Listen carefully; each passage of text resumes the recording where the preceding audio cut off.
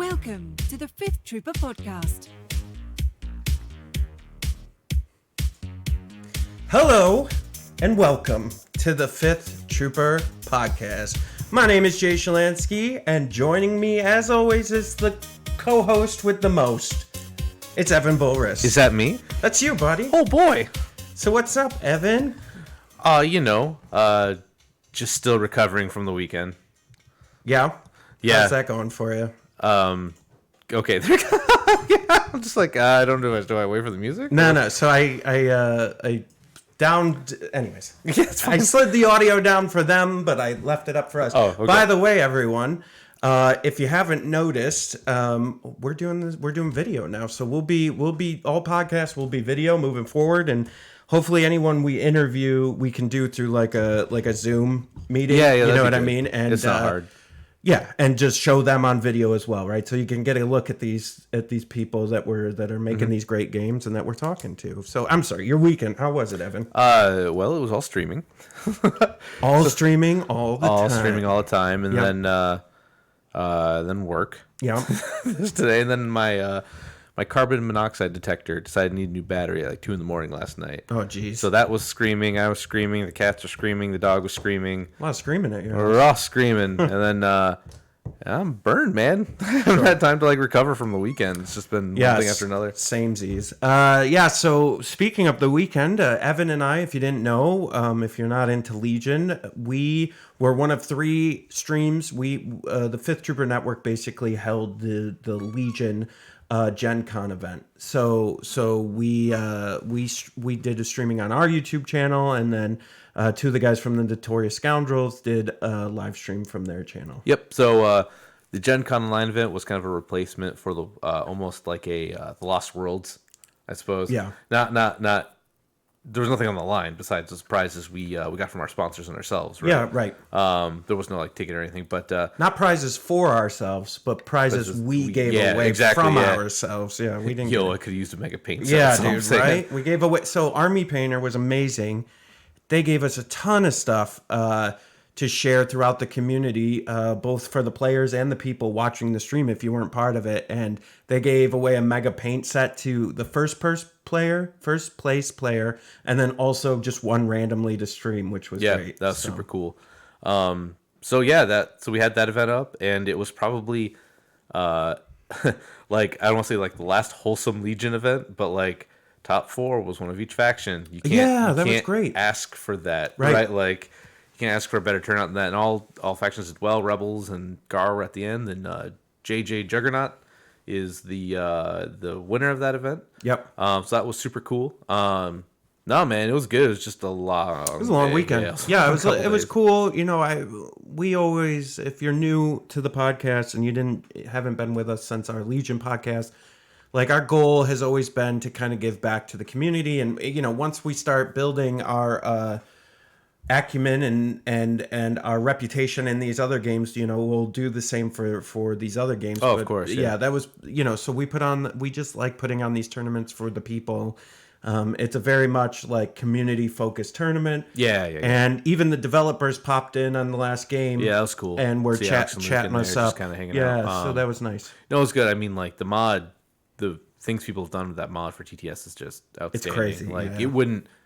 We wouldn't have had that if it wasn't for them, right? Otherwise, it would just be not that. Oh yeah, for sure. And so that's pretty sweet. It's this weird long line of people that have worked on that mod, right? Yeah. So, so that went well. But speaking of Legion, just really quick. So if you are someone who's interested in Legion, something that Evan and I are going to do is, I'd like to preface this with saying we do have a Patreon. A lot of you may know that already. We don't really plug it enough because in the past I haven't felt like we give away token sets, we give away mats and shirts, and we give away a lot of stuff for being a Patreon member. Yep. But we weren't really doing any exclusive content on there. Yeah. That's about to change. Yeah. So Evan and I, we kind of announced it over the Gen Con weekend, but we're going to announce it here too. We're going to do a second podcast just strictly about Legion. And we're going to put that on Patreon. And you're asking, Jay, why would you put that behind a paywall? Here's the answer, my friend. So everything we do here, you're watching everything here. This is all great. this costs us money, right? So in order to host this on Podbean, it costs money. In order to, do the video, do the audio, right? We have equipment costs. And so doing the podcast for free is great. And we'll always do this one for free, the one you're listening to right now or watching right now. But we're going to move our Legion podcast strictly to the one Evan and I are creating anew. We're moving strictly to Patreon. So the first couple episodes will be up for free, and then, one or two, I haven't decided yet. And then after that, you just have to join even at like the lowest $1 a month level or $2 a month level, whatever it is now.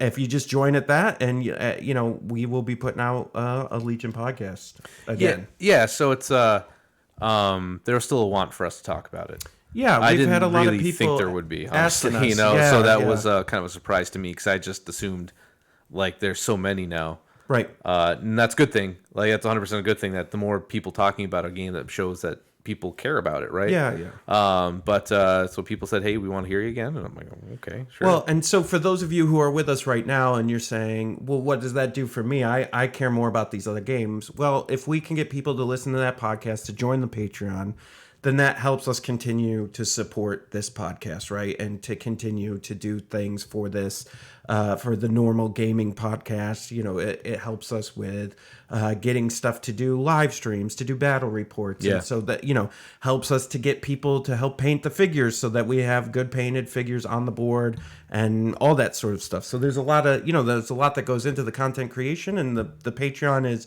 kind of, for you to help support that, right? Since you're getting all this other great content for free, like Gen Con, completely free, and most of the people that were involved with that spent 30 plus hours between streaming and setting up, and guess what? None of us got paid. The sponsors that we got were strictly for you, for this people watching the stream or playing. Like, it was all like we didn't get anything from product, the sponsors. right? It wasn't like money. They didn't say here's like $500, do what you want with Correct. it. It was like it was all products. So that was really cool. So anyways, so we're going to have a Legion podcast. Again, it'll be strictly Patreon exclusive. It's going to be we're not going to go for hours and hours, probably half an hour each episode. But what we're going to do a little bit different to intrigue you a little is this podcast is always a family-friendly podcast. Yeah, We've always wanted it to be like that because we want you to be able to listen to it with your kids and get them into gaming as well, right? So the one on the Patreon, because it'll be behind the paywall, it's going to be, we're going to call it Fifth Trooper After Dark. Yeah, it's not going to be racy. And that's not going to be like bad. It's just we're not going to hold back. Yeah, it's easy to like accidentally, like, we don't swear, right? We try to do everything not to do that, and not that we're going to do that. Or keep it very PG swearing. Right? Yeah. We don't do that. Like, we're not going to do it excessively. We'll just talk how we normally talk, I guess. Yeah. Like, so the idea is you'll be able to tune in, and you can listen to my real opinion on Snow Troop. Like, right? Like, I don't, I'm like, no, they're trash or whatever it is, right? Our real opinion on everything. Not that we didn't really give real opinions before, but maybe before where we held back just because of language constraints. That's not going to happen this time, and hopefully you guys all tune in. And like I said, even if it's just a couple bucks a month, that would greatly help us. And I mean, really, that's $24 a year. It's a couple cups of coffee, really, to help us get to, just help us support the Fifth Trooper Network so that we can continue bringing you all the free content that we bring you. That's the point behind this. Also, us Snow Troopers, low-key good. Yeah. Bad example, but yeah, you know what I'm saying. So right, we don't, we won't have to like hold like, we can just say whatever we want about it, and we'll have guests on, and they can feel free to just, say what's on their mind, right? So anyways, so that's what's going on, and I would encourage you guys to support us on Patreon if you can. Like we would appreciate it, and could use the help so that we can continue providing free content to you guys. That would be amazing. So let's move on to the regular podcast here. Sure. So if you're watching on the video, and I'm going to describe it to you for you audio listeners. We have a lot of Wild West Exodus stuff out. Mm-hmm. So something Evan and I have decided to do is what we're going to do. We bring you the creators or someone from the company, right, that created the game. So what we think is a great idea is we're going to walk you through our whole process of how you would play the game, okay? From the hobby aspect all the way into battle reports and gaming, right? Yeah. So what happened originally is we wanted to do a lot. We want to do a lot of games, and we got a lot in, and it became overwhelming very quickly. Yeah. I mean, geez, my backlog is I've got an unopened Indominus box set. I still need to split to get the other half. Turns out I need way more bikes. Anyway, so like that's unopened. I've got a shoebox full of like Gasland cars I want to do. Elf Army for Eleanor, Draenor. I've got all my German stuff for Bolt Action and K-47. I've got all the Legion stuff I need to finish up. I've got like just so much stuff. Like it's not like I'm not saying like, oh, look at all these things I have. It's not about that at all. It's like stuff I need to do so I can get it ready. And I don't want to just put bare models on the table, but we had to like prioritize and execute. So we had to say like, you know what? We'll just put everything on hold for a bit. Let's get a game done. Yeah. Let's get some models on the table. And let's play them. So like what we did with, if you go back and watch our Fallout Wasteland Warfare. Yeah. That was all like painted, ready. Spencer, our local, did a fantastic job painting his models and also getting that terrain ready. And I like rushed to get my my Super Mutant Army ready. But we want to do that for every game because that's actually half the reason why we haven't done more like battle reports is just because we don't want to put like look, man, I don't really have a problem. Like I'm also very pro like, hey man, you don't have time to paint, you don't have time to paint. Like that's what it is. Like, but for you watching, this is a little bit different, right? Like, if you're going to your store and you're like, hey man, I just haven't had time here, just my clones are just primed. Like I'm like, okay, that's cool. I don't care, man. Like you're good, man. Like but for you to watch, I think it's way more engaging to have actually painted models. Yeah, agreed. And I think too, what this is going to help you, what we can help with all these games we're talking about, and for you at home thinking about, hey, I heard about Wild West Exodus, whether it was through us or through a con or something else. We can walk you through all the process of what we're doing, buying, right? What you need to do to get started. What happens when you get to the hobby level before you get it on the table, and what kind of pitfalls and things you can expect there, and then kind of walk you through some of the cool product that we like, and then like the next time we talk about Wild West Exodus will either be right here on the podcast again, or it'll be on the YouTube channel with a battle report on the table, right? So with that, let's start with somebody who, let's say they heard us talk about it or heard somebody else talk about it that want to get into the game, okay? Mm-hmm. The first thing you need to know is there isn't a 2-player set anymore. They're going to be coming out with one soon, from my understanding. Okay. Another one. Yeah. They did have a 2-player set that was the Red Oak starter set. They had Wyatt Earp and Doc Holliday, and then the James brothers on the other side with some canine dogs for each of them, okay? And that came with everything you needed to get started for the game, minus terrain. So that's old. They're out of production on that, right? Okay. So they're going to do another one eventually. So if I'm a brand new player right now today, what do I need to get? So honestly, the easiest thing to get is we've got like these right here. So you can either do they make these they're called starter sets. They're pretty much a posse, and a posse is the easiest way to explain it if you're like a Legion listener is you get like a commander unit. And then like a heroes that aren't commanders, like operatives. I'm trying here. It's so you the have easiest way to it's a boss and faces, and then hands, and hands are just like your troops. So bosses are kind of like the person that's going to be in charge of your whole faction. Yep. Faces are named heroes, right? That you're going to put into the army. They're more points. Yep. They do more. They have a lot more actions, and then you have just all the henchmen, right? Yeah, like this, the no-named, brobot lawman that you don't care gets shot. For example, this is the Armored Justice set, and it comes with Morgan Earp, and then just a bunch of robots. Like that's kind of the lawman theme. So really, what this is it's the posse and plus the Gubbins set. So or what you can do is you can buy any one of these posse sets that you like. And then you buy a Gubbins set. You only need one Gubbins. And what Gubbins is, it's a rule book, the dice, the templates, the tokens. Yep. The deck. The deck card, you do need the deck. So it's like, you just need one Gubbins set, and then you're good. So you can buy one, like, starter, and then get a Gubbins set if you don't see any starters you like.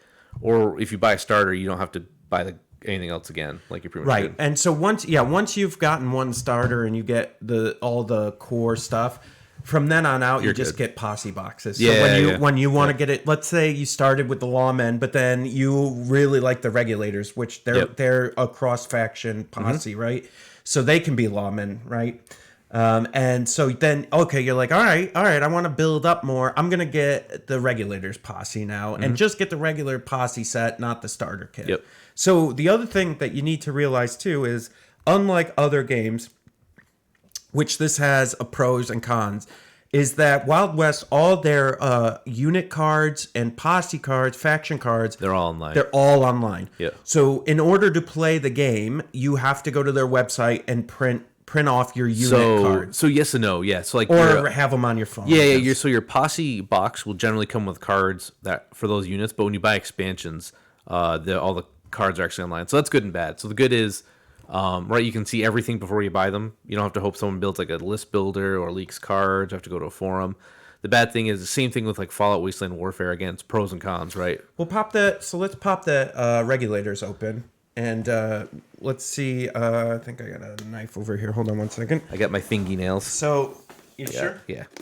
So the pros and cons are right. Like you can see everything that you can look at. So like I'm looking at. I bought the Union Army No Surrender pack. That's Grant, and men I don't remember their names of. And then some hand.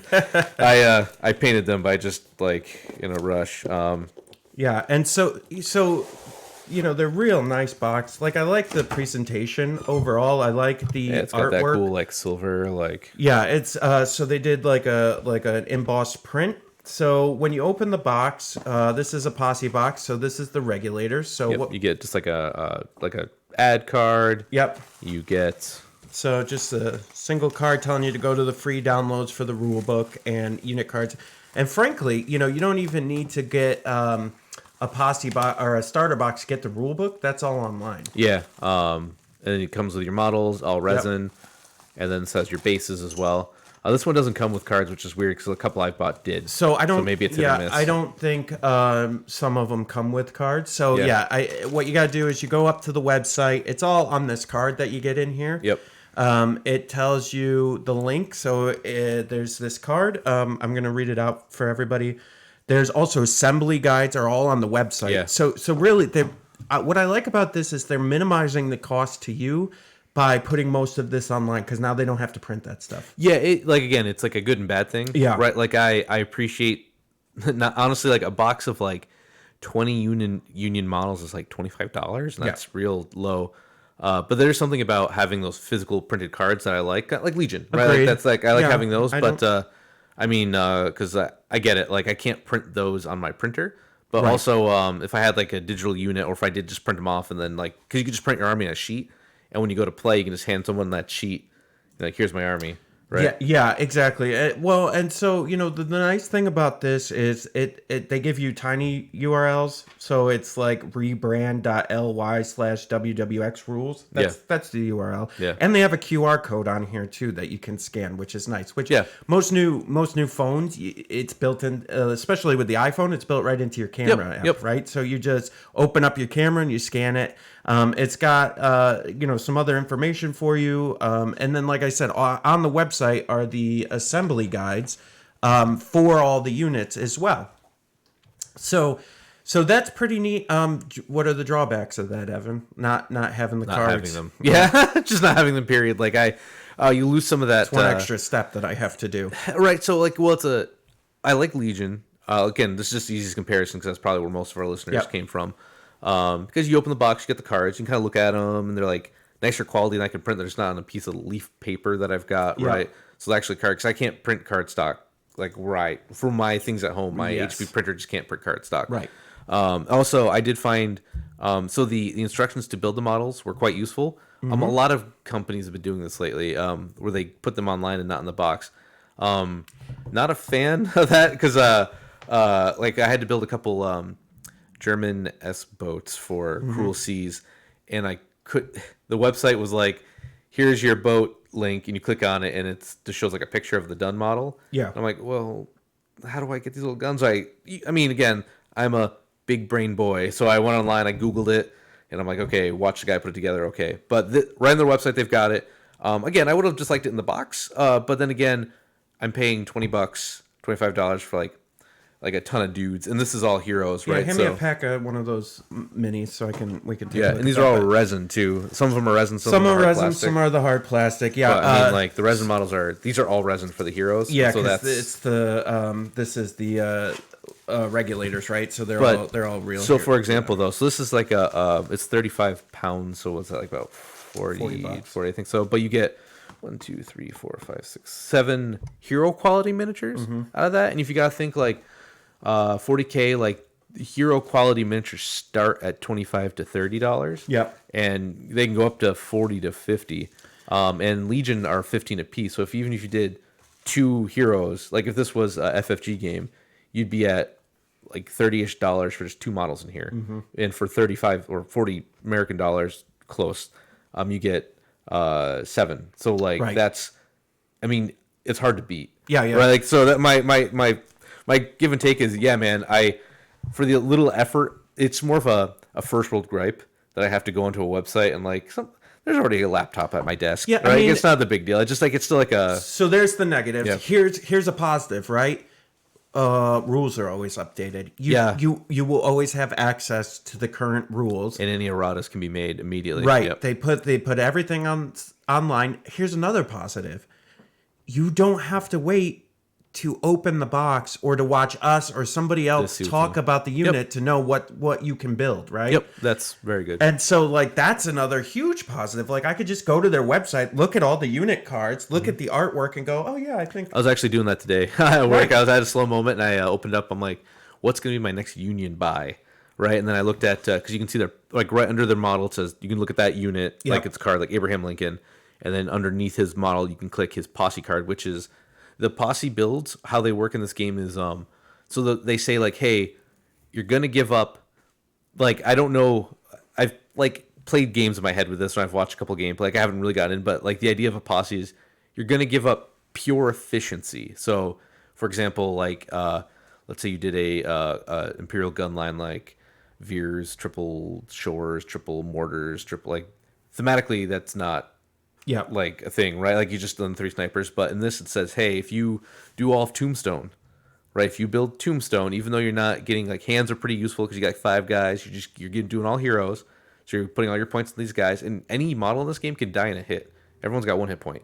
Yep. So you get hit and you die. So you're saying you're dumping all your points in these heroes, but your reward for doing that is you get to re-roll your did I die check. Yeah, so that's funny. Your grit I'm check. actually building a Tombstone list. That's the posse. Yeah, that's I'm why it gonna came to my build. head. Yeah. It's just like, so you So say... you get to re-roll grit for them because you fill 3 of the slots. So you have about 6 slots. Yeah, it's a revolver. Yeah, it's like that you can bullets, fill. yeah. And each slot on the cards, it'll tell you what it has to be to fill that slot, right? And I really think that's awesome because I played a Hoth list, and I gave up a lot of, like, I didn't have a lightsaber user. It was Right. Leia, 3 Rebel Legion, Vets. with Legion. Yeah, Yeah. for Legion, it was Leia, 3 Rebel Vets, 2 Mark IIs, 1.4, 2 Tons, and a snow speeder.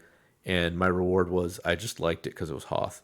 Right? Yeah, I think other like 40K is the same way, right? You're not building thematically. Like you have to stay in like your faction. army, but you don't get like a saying, hey, you only took units like this, so here's a free reroll, right? Like Right. that kind of exists, but not quite like this. This is saying, hey, you can only have guys who are at Tombstone, right? So here's a bonus for you. And the thing about that, like Evan was saying, is that everything has 1 hit. So the problem with that is I have a hero that I think Doc Holliday's like 120 points or 160. I don't remember, but he's a very expensive unit comparatively to like the K9s being like 30 each, Yeah, they're like right? nothing, yeah. And so you're getting a bonus for taking that risk into the theme. Yep. And I so, think that's really cool. Yeah, I think it's amazing. Well, you're taking a risk and you're giving up.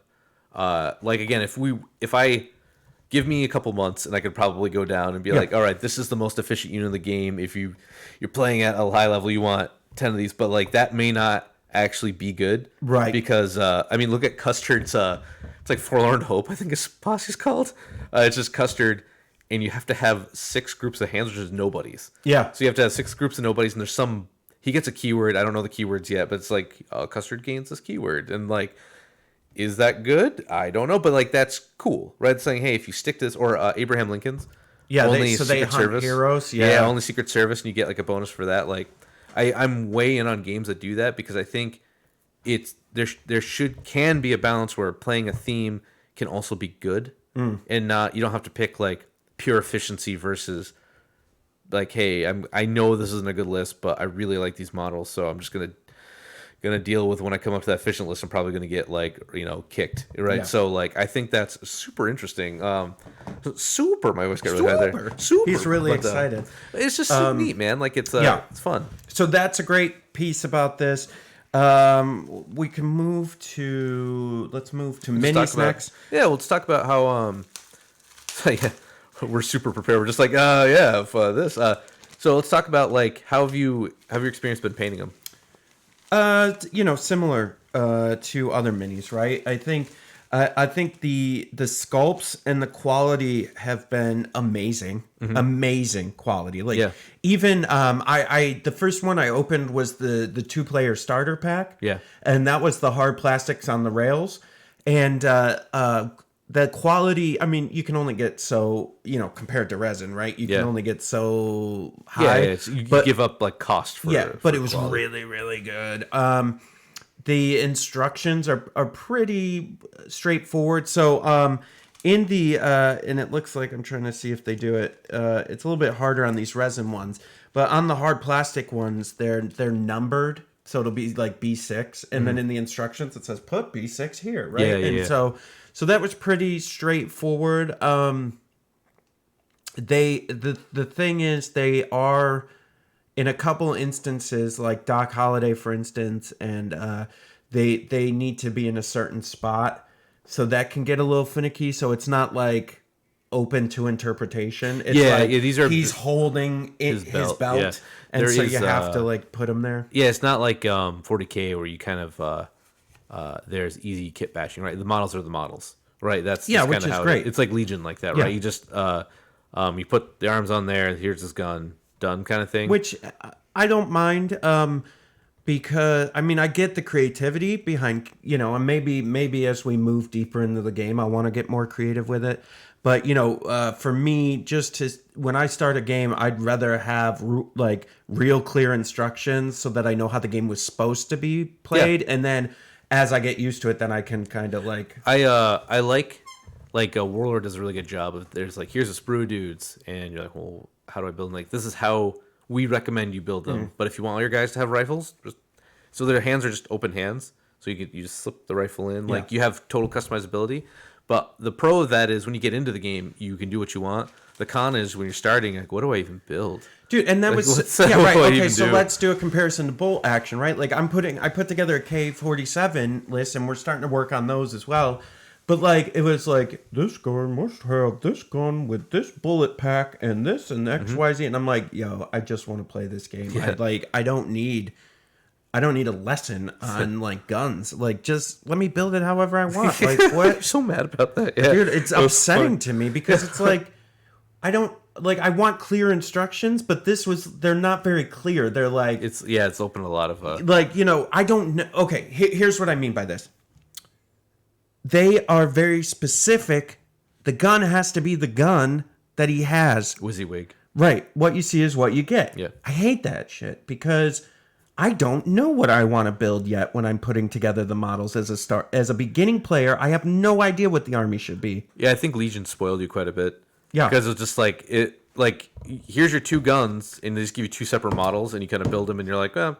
But even Warhammer Fantasy, you didn't have to build it to what it had. Like you could put a bow on, let's say, an archer's back, and they could have a sword in their hand, but they still have a bow. Like they could be a bowman, right? Yeah. Like so, it's just like, come on, man. Like if I say, hey, he's gonna be shooting his bow, like doesn't matter if he has a sword in his hand. Yeah. I thought about an idea for a product is like making tokens for weapons. So you can have a guy with a machine gun, but you can put a token down. Yeah. Because That's a good idea. at a when I play a lot of tournaments and I'll go into a game, like War Machine was like this, and they weren't WYSIWYG, and they'll tell me that at the beginning, but then like I've been playing for 2 hours, and I'm like, oh, like, I don't expect them to have a gun. But like, oh yeah, I said they had guns in the beginning. I'm like, okay, like this is my third 2 hour game in, right? I'm like, yeah, man, I guess that's fine. Like you told me, I know you did, but like, it's been a 10-hour day. Like, Right. So a token would be nice to be like, hey, I know I said they didn't have guns. Yeah. But here's a token that says like, like Well, whatever like, it is for a Legion specific does game. that a little bit with the cards, the upgrade cards. Yeah, right? that's where that's so nice they're not about it. holding the grenade in their hand, but they may have a grenade. Well, that's cool. Like Legion doesn't train you like that. Yeah. Like it's like, all right, so you look at their list and like clones, you could put brooms in their hands, right? And they just have a gun. It's just and the model that has the gun that matters is a separate model. Yep. So whether he's there or not is what actually matters. Right. And then if you see the dude there, you're like, okay, G6. Right. And then they don't ever say like, well, this is actually a rocket launcher. It's like, well, where's a rocket launcher mini? Because you got one, right? And you don't have to like. It wasn't an option when you were building the model where you're like, well, does it get the rocket launcher? Z6, I don't know which one I like better. Like you just get both, and so that's very spoiling on that. Well, what's nice about this is like it doesn't. It's one of these games that's not super matters. Like you've got because all your characters, like for example, my sniper here, he came like this and he has a sniper. Like that's what you equip him with in the card. Right. Yep. There's no like, well, he actually has a rocket launcher. Right? Like it's just or he's actually the melee version of the sniper, so he's got 3 swords. Right? It's just for all the characters minus so if you can see like over here, the guys with the Gatling guns, they're just the heavy support Union team. You can give one a rocket and they give you the model for it. But there's just like you can upgrade one to that. Yeah. Otherwise there's E6. But like Grant, for all the heroes, for example, like this guy's got old reliable. I do remember his gun. I don't remember his name. And then the other guy, like Grant, for example, the guy with the crazy mask, he just has his sword and his pistol, and it's on his card, and that's all he can get. There's no like, I can't change it. Yep. Right. And that's I actually, to your point, really like that because I don't have to even make a choice when I build them. I don't have to think about it. Yeah. I don't have to. The problem is when I'm building a list, an army, I don't have the expertise yet to make those decisions, it's and really, you're forcing me to do that. It's and rough it's not on fair. brand new players. Yeah. Right. On expert, like I'd say if you're in a game for a while, like for example, you might just buy a thing of USGIs because you're like, I want these guys to have this, right? And that's what you want. But especially when you're starting, and then it comes to like, well, do I go online and read about it a lot, and now I'm already into the meta, and I haven't even touched the game yet. Right. And like that kind of there's pros and cons about that. Like my buddy Connor, he'll read up, which is to his credit, he'll read up on everything and be like, this is exactly what I want because it's the best. He's a power player. He's like, I want to play the best, so I'm going to buy this and play.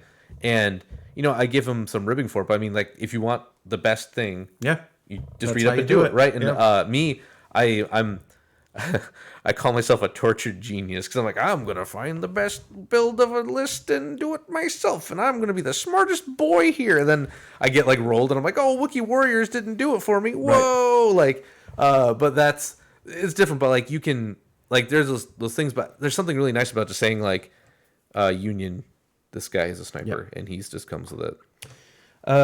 So it's pretty interesting. They also have so one of the differences compared to other mini games is that base sizes change and matter, right? Yeah, so like sometimes a leader or a legendary single unit may not have a small base but a medium base. And it actually, well, it's like again, I keep using Legion as an example, but like how every base size that goes up, your unit gets significantly faster because they have a bigger base. That's kind of the idea with this, and there's more melee, like piling in. Like the bigger base you have, the more people can like beat you up. So having a bigger base is good and bad. Makes you faster. And then all line of sight in this game is, can you see the base?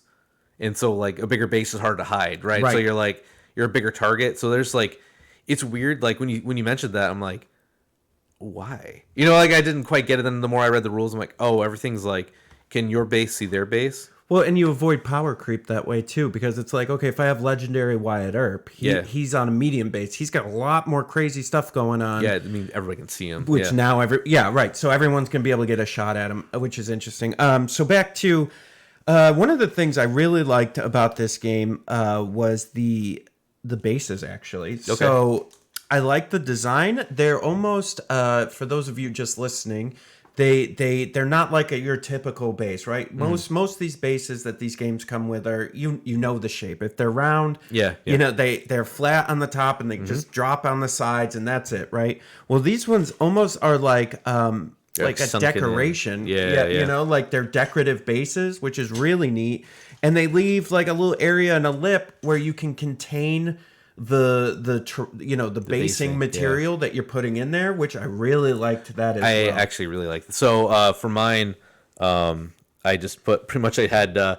So I bought this Gorilla wood glue a while ago because I was gonna have this factory I was gonna build. That factory's in pieces. My cats lay on it, but I still got this. Actually, and I also bought 2 things of glue because I have a buddy who lives down country, and for birthdays and holidays, we'll send each other gifts once in a while. Yeah. And but for whatever reason, Amazon every once in a while will default his address, and I won't really think about it for something like a $5 purchase. So there's actually like 5 or 6 things that just went to his house, and he was keeping stuff in his garage. He's got kids to quarantine the packages before they came in the house. So he's like, I'm like, yo, did you get glue? He's like, yeah, I didn't remember ordering that. And I'm like, my glue, so I have wood glue that I wasn't using, so I put wood glue in there, and then I just dunked it in a flock, a green flock that Armory Painter, I believe it was, and then I had these little thing, but like it looks really clean. I know it's really hard. I'm putting it up if you can't see it, but it's the black base is 100% easy to see. So when I'm trying to do a terrain look or like model base to basic, you see the black base, but you also get some of that nice art, right? Like that nice basing. So it looks like a little piece of art, which is really cool. And like what I did on mine was give it like a wood grain look. I gave it a wood grain look and then put a lacquer on it so that it looks, because it almost looks like a stand you would put like a baseball on or something, right? And like a decorative piece, which I like because a lot of times when we're painting minis, the whole point is, right, like we can put it up and use it as a decoration too. So I really liked that. I saw on the bottom, yours didn't have this, but some of them have places for magnets. Oh, so that you can magnetize them. Oh, like Evans cool. Didn't have it, but does yours have it? Let me see. I don't think so. No, that's interesting. But I thought that was pretty interesting. These ones do, so it definitely comes in some of them. So putting them together was really easy. Painting them was it's hard or as easy as it is with all minis. Yeah. Right? So for example, Jay's got nothing but heroes, right? Yeah. So he's taking his time on his. Where I had like 2 named guys. I think there's 3 in there, but the sniper's just a dude to me. He's just a dude to me. And so I kind of went through. I sprayed them blue because they're Union. Yep. Sprayed them blue. I know everyone who's real like into painting is gonna hate me because I'm just doesn't matter. You do you. It doesn't matter. I know it's fine. Just funny because so I sprayed them blue. Yep. And then I did colored in, just based, and then I just put a wash on them and called it. So if you guys are familiar with the old WizKids D&D figures, just imagine that, where it's just like, okay, if it's skin color, he painted it skin color. Yep. No highlights or lowlights, just skin. If they have a beard, he painted it brown, beard color. If it's brown, like a sash leather, or something, he painted it brown. Like the gun is silver with a little bronze on it, or gold, or whatever you want to call it. Like, or not, copper is the word I was looking for. So he did his and they look amazing. Like I'm looking at it, like you can't see right now, but like if you could, I'm maybe 2 feet away, and it looks great, right? It's gonna look good on the table. Dustin's a big proponent of that. Yeah. He always says like, look, man, like doesn't matter. Right. Like Dustin's an interesting dude because he actually just posted that NCR Ranger I sent him. I'm like, yo, I got in this NCR Ranger. Can you paint it for me? I need it, Dustin. He's like, yeah, man, no problem. So he painted it. And it looks amazing, but he's always like, look, man, just do you, right? Like, and if it's 3 feet away, like, it doesn't matter, right? Because no one's like, and if they're picking up and really scrutinizing your model, just take it from their hands and be like, look, man, not for you then. Like, and I did, so mine a little different. Like, here's the thing. I like painting detail. I don't have time right now to do it, right? Do it for real. So it's just, so what I use is the Citadel, contrast. Yep. I hit it with the primer. The white, off-white. It's like an off-white primer. I went through with the contrast paints, and then I did a little highlighting to like finish it off, and that's it. It's not really to my full potential or liking, but I just wanted to get them table ready. Honestly, ready to go. Again, another Dustin thing is you can always add detail later. Yep. So like you're way more than 3 colors, right? So like if you ever go to an event, I understand why they keep a certain like, hey, we want everything painted, because if we just want it that way. Like it's our event, you gotta do it our way. Fine. They usually say 3 colors, so like that's like a base. A few hit them like color the gun, color the feet, whatever you want to do. Then hit them with a wash, and that's 3 colors. Like that covers it. There's ways to get around. Like people like they'll just 3 color, like 1, 2, 3 done. But honestly, these paint up really pretty easy, and especially if you go Union, because they're just. I did all Army Painter on this. Actually, it was just Army Painter blue can for Ultramarine. And I ended up having it because I was going to do Cobra with my Legion. I have a lot of weird ideas. I just don't really go into them sometimes. But hey, lucky for me, future Evan thanks past Evan for buying a blue can of spray primer because he didn't know he was going to get into some Union figures, right? So I blue and good, man. Like I used that. It was actually the first time I used a Army Painter wet palette. I know I keep saying Army Painter. We are not sponsored by them, but they're friends. Yeah, they're friends of us, and I really ended up liking their product. I did a lot of Citadel originally because that's what the store had. Yeah. So I like the contrast but then I highlight with Army Painter. Which I know seems odd because they may not have matching colors, but I just find one that's there's a couple of the guys like it's just what you preference. I like Army Painter because it's cheaper, and I have to buy my ideas and dreams for what I'm actually gonna do change very frequently, so I go through a lot of paints of just ideas, and I'm not nice to brushes, so I only buy like just the ones in store. A couple of my buddies, like our buddy Abe, he bought like he ordered like those horsehair, like I don't remember the name of it, but like a company brush, like they just do brushes. And he's like, they only make like 10 sets of these a year, Evan. You don't understand. I'm like, man, I wish I could get anything out of those. Like, cause I just buy like the brush. I beat them through a set. And I'm just like, wreck brushes. I try. Like I have the wash and everything. Job. I try to clean them, but like I'm clumsy. So. A couple last things on the models. The other nice things that they do with, especially like the legendary models. Yeah. So like, I got the legendary Wyatt Earp. You got a couple legendary. One of them being the Theodore Roosevelt on the Raptor one from the Lost World Exodus stuff. Is the company makes premium bases, right? Yeah, that's really cool. Actually. They send them with the legendary models, right? And what they do is it's kind of like a flat sculpted piece that goes inside. It inserts inside the regular base that comes with the mini. That's actually an interesting idea. I wonder if that's the original idea. It could be. So you could buy the nice bases. And, you could buy them separately too. So like I bought like the red oak. I didn't know at the time. Because I was just like, oh, that's cool. I want to check them out. But it was for medium-sized bases.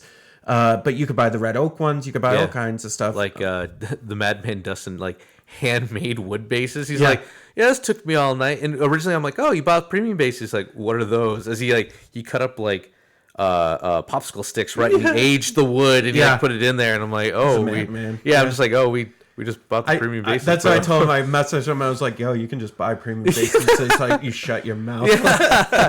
But no, that's actually cool. The one thing I'll give, the premium bases are dope because you don't have to come up with the thing when you're doing like 100 dudes and you're like, well, how do I want to base them? And then like you get kind of like, oh, I did a lot of them as green. Maybe I should do some dirt. You kind of takes care for you. That's actually a really nice thing about the Fallout Wasteland Warfare is every unit has a premium base.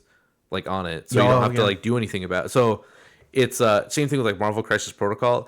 They're not premium bases because they're just like streets, but compared to just being a blank thing, it kind of is. So I'm liking games doing that now. Well, and here's what I like about this is it gives you the option. You could do what Dustin did and do your custom stuff, and it has the little inset on the base for you to do that. Or you can go out and buy their premium bases, or use the one that comes with the other things. Yeah, well, what's cool is like you can take a lot of pride in your heroes in this game, right? Because you're only like some lists are like 6 models, 7 models, and that's it. So you're not. The nice thing is you're not like chain painting, like clones or stormtroopers. You're just like you're not chain painting guys. You're like, dude, I just want to get these done so they're on the table. Where you can actually take your time because you're like, well, someone might like this is a nice model. Then you can buy a premium base for them, so you can put them in there and you can really make them shine. Right? He really looks cool on the table. So the next thing I want to talk about is Wild West. They also sell terrain that matches the world, right? Which I love when companies do this because I don't feel like I do like building my own terrain. Yeah, it's kind of nice to have the option. But it's nice to have the option to have in world they've designed this great world, and they have these amazing artists that have done all this work. So then they have terrain that's built for that world. So we picked up every piece of the red oak town. Yeah, looks really good. We also sell it on our website. The thing with this, and they're changing this now, but these are all MDF. This isn't what they're changing. They're all MDF. I really liked how it's packaged. It's like in a little flat. It's also it's nice pre-primed. Yeah, pre-primed is what I'm saying, so you can Here's just paint the them thing: immediately. they're moving away from this. They're actually going to have pre-painted from now on. That's super cool. So you just get them. So the one thing I've built between Rachel and I, we've built like 10 of these buildings. I have a whole bunch more at my workbench that I have to finish up. But I have to paint them all still, which I'm really. What's funny? Him and I, or like Jay and I, were talking about. So we're like, let's do a stream. Yeah, we only need a 3x3 for most games. Yeah. So he looked over, like, I built too many buildings. And we're like, it's fine, right? Because we're still gonna do a 6x4 though, because we I didn't have know. it, So right. So we're going. He's like, dude, do we just leave them blue? And I'm like, yeah, maybe. Because things like I want to play this game, and I want to get the content out, but. We are not gonna have time to paint all these houses. Never gonna have time to. So it's definitely like it's weird because even just blue, we're like, yeah, it's fine. It's like it looks like Rachel was even enough, saying like you could almost leave all the like wood and stuff blue and then just paint up the like gold and bronze and like a different color. like the steampunk stuff you could just paint up a little bit. But okay, so I like the packaging. I like the detail on the terrain. I love the artwork. Yeah, it's super cool. I love all the concepts behind each building. Like I'm just right now. I'm just kind of talking about the red oak stuff. Here's my dislikes. The material that they're using is MDF. Generally, most MDF terrain that I've worked with before is about 1/8 of an inch, thick. Theirs is a little more like 16th of an inch. Okay. It's a thinner material. You can get more detail work out of it. Yeah. Here's the problem. It breaks really easy. Yeah, you're saying you Hulk smashed a couple of bits. And so when you're laser cutting stuff, generally if I'm going to send you a token, like I have expertise in this now, right? Because we're laser cutting our own stuff, our tokens and everything, and I'm working on some terrain stuff. But what you do is, if I want to keep it in an 8.5 by 11 kind of square or rectangle like this, what I'll do is and you can see it here, Evan, is I'll, instead of doing straight lines, I do dotted lines. Okay. Because what happens is it then just stays in here. It doesn't pop out. Yeah. If I do just a straight line all the way around, I can't move it around, and I couldn't package this for you. Yeah. Other terrain companies, what they've done is, instead of making the dotted line, if you can see here, they've done it every 1/8 of an inch. Okay. They do it like every inch or two. Okay. So sometimes it falls out. Yeah. But what happens is it's less strain on the end user to cut it out. Yeah. Now what I have to do is, depending on how the laser was doing, because sometimes the mirrors get dirty and the cut's not as great, really dusty, right? Yeah.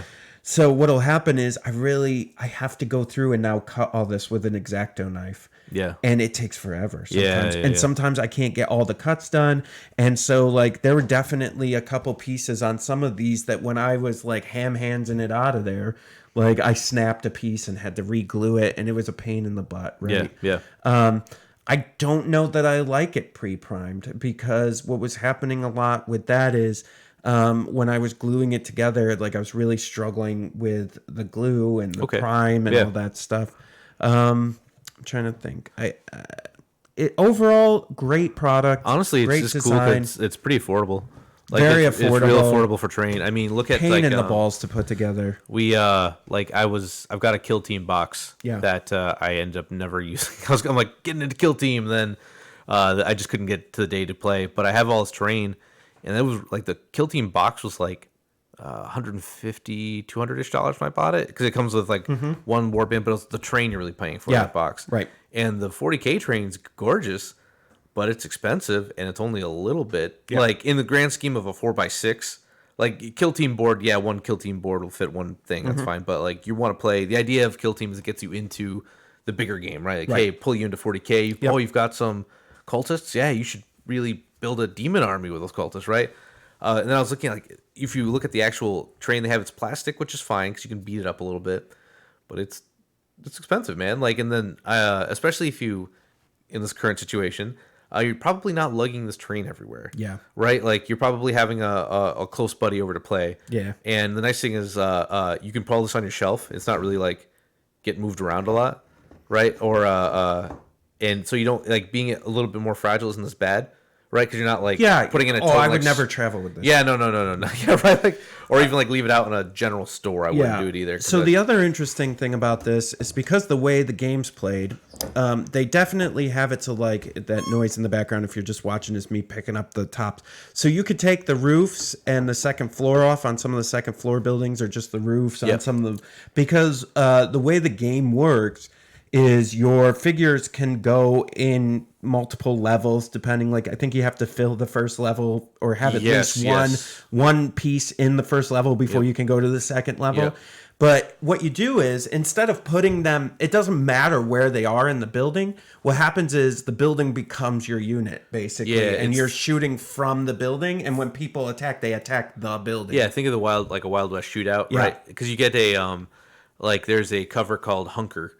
I love all the morale checks are called Yeller checks.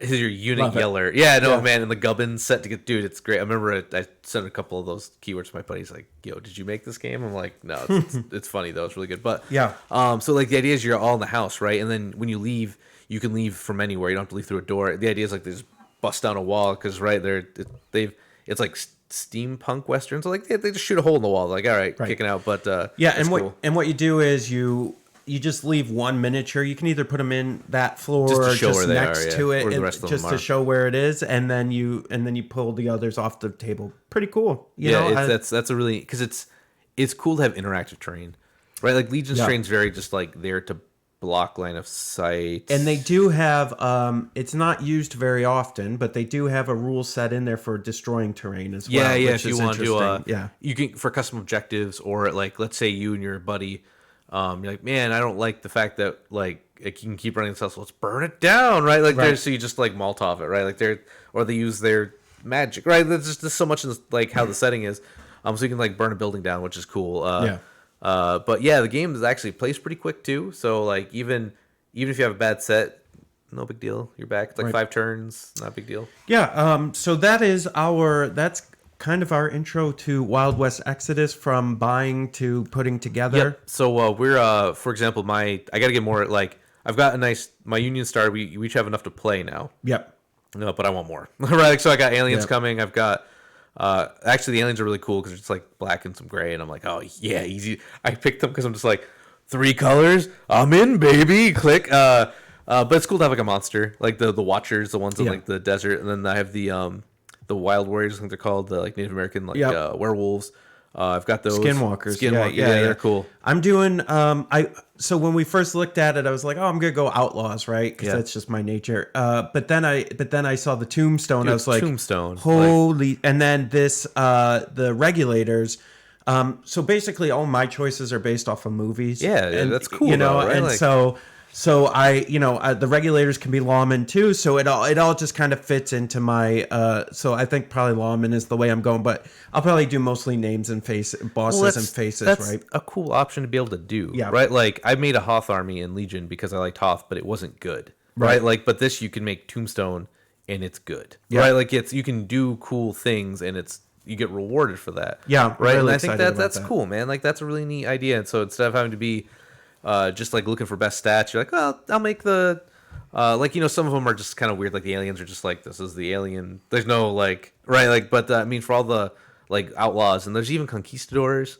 Like, they look really sweet. Yeah, like, I mean, cool. I like the idea. The alien idea kind of says, okay, this world is a real living world, right? And there's so other people coming in to see what's going on. Right, we're gonna grow it and I like that, because sometimes world building can get stagnant, and you're just like, okay, all right, man, like, I get it. It's steampunk cowboys. Who gives a rip now, right? But then it's like, well, now we've gotten the attention of these aliens. Now, like, and they're not that much better than us. There's like, a whole other world of yeah. Like, it's not just the Wild West. Like, people are coming over from Spain and Europe and South America, and so it's really interesting. I think it's just cool. Yeah, it's really neat. So, the dream of mine One day. And Theodore Roosevelt on a raptor because Yeah, they got the Lost World, which is it's all happening at the same time in this world that they're building. He got lost, and then he found the raptors. And he's like, I think I could ride one of these. The dream for me at one point is to have a painted army of at least like a starter of each, and then so we can mix it up. Like today we're gonna do aliens versus alien, like whatever we want to do, aliens versus this. But for a while, I think you're gonna see just a couple while we get going. But we'll go through our progress as we make it and give you updates. And then I think it's interesting. So you'll be listening to this on Wednesday. By Friday, we're gonna have Dustin over at Jagged Brush did a box opening for us of the Armored Justice starter set, which will get into more detail of what a starter set looks like, touch on some of the stuff we touched on today, but just give you a more visual cue and what's going on in there. So this was part one. The next time we'll talk about Wild West Exodus. It'll be about gameplay, putting it on the table. We'll have a battle report as well. Yeah, hopefully. Yeah. Yeah, we're just... But this is just part one of the podcast for us to talk about Wild West Exodus and our initial feedback and what you can expect if you start to buy into this game. If you're still listening to us, most of this stuff that we've talked about today is available on our website, thefifthtrooper.com. We do have a store, and you can buy it from there if you're interested. Yeah, I think that's... a buy-in for the army is like $50. Yeah. That's pretty reasonable. If you split a core set, that's normally $100, except instead of having to get an army you may or may not want, you can actually pick what you want. Right, and you can get the army you want and still play, so that's really neat. All right, Evan. Well, I think that it might be time to go. Is anything else you wanna talk about, buddy? Blue headband today, not red. Yeah, blue today. Do you have more than red and blue? No. Oh, okay. Yeah, I have white. Oh, okay. And a black one. Okay. So we're before now. So if you want to send Jay gifts, headbands. What? Get him goofy headbands. Yeah. Like ties, except he needs headbands. Please. Please. All right, everybody. Thank you so much for watching / listening, and we'll talk to you later. Everyone, stay red.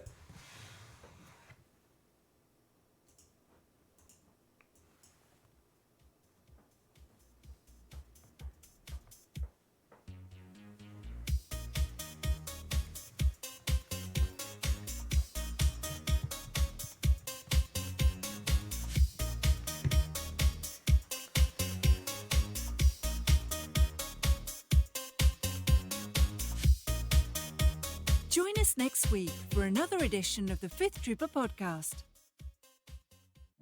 This has been a Fifth Trooper production.